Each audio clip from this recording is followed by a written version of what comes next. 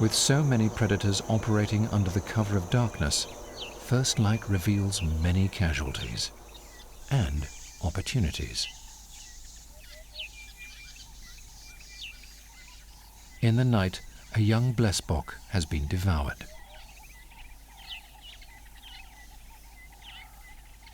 The lions have already done a good job of gleaning from the carcass almost all the available goodness.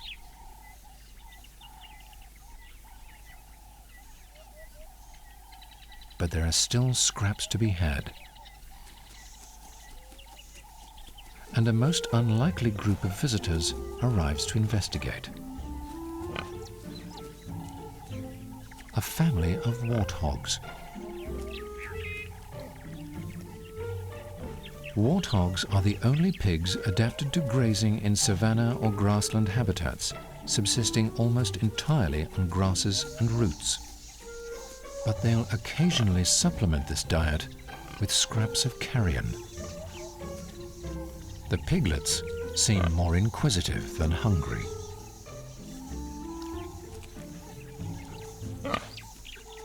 And soon enough, they return to their favored food.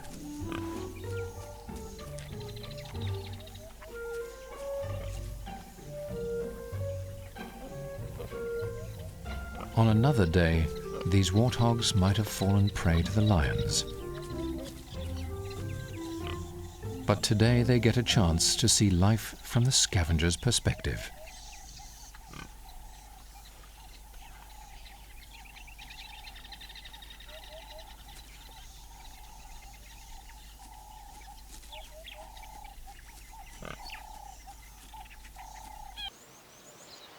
At 5.5 tons, this elephant was well above the 1-ton threshold of safety and wasn't at risk of predation. But even its imposing size can't protect it from old age. The lion pride fed first, then the hyenas took what they wanted. Now it's left to the rest. A black-backed jackal is reliant on lions and hyenas to open up a carcass of this size. While they're adept at hunting for themselves, jackals will take any chance to scavenge. And the carcass presents an opportunity for a free meal. Jackals live in monogamous breeding pairs and have no wider social structure, but will gather in numbers around a source of food. Despite the elephant's desiccated appearance, the remains still have valuable nutrients to offer.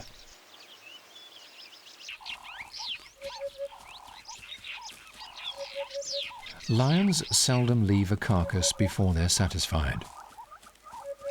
But there are other smaller predators on the savannah, such as leopards and cheetahs, which will occasionally abandon their kill if startled.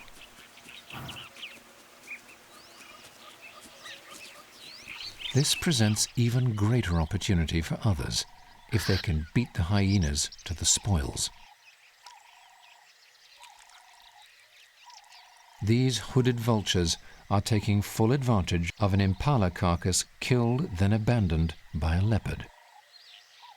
They're smaller than many other vultures and leave their roost around an hour earlier than other species in the morning.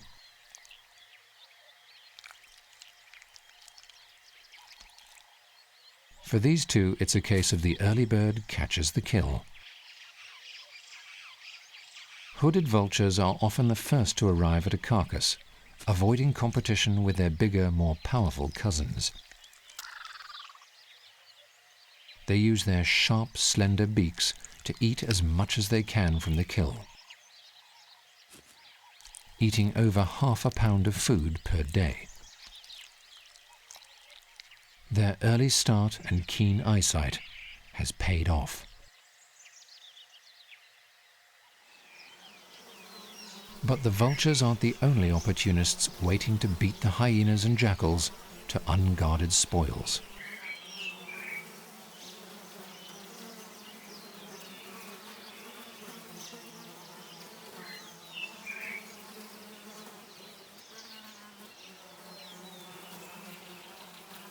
An army from the undergrowth is quick to take full advantage of a fresh waterbuck carcass. Dung beetles are famous for their strategy of rolling balls of dung cross-country to stash safe below ground. But they're also one of the first to arrive at a kill, where they make the most of the waterbuck's partially digested stomach contents.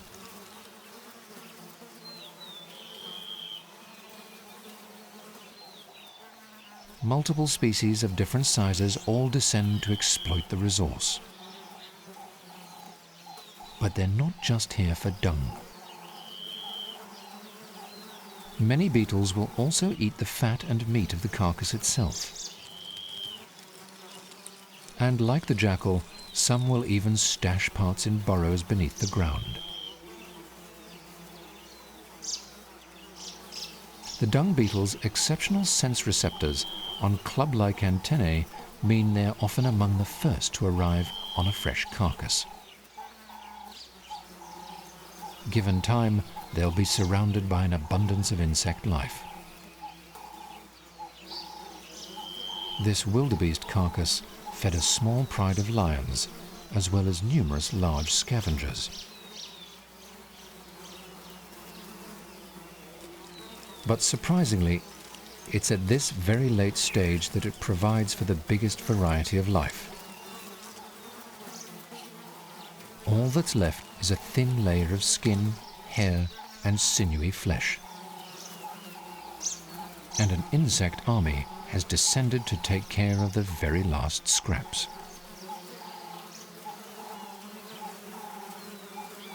This is an ideal nursery for maggots, and flies will lay masses of eggs while feeding.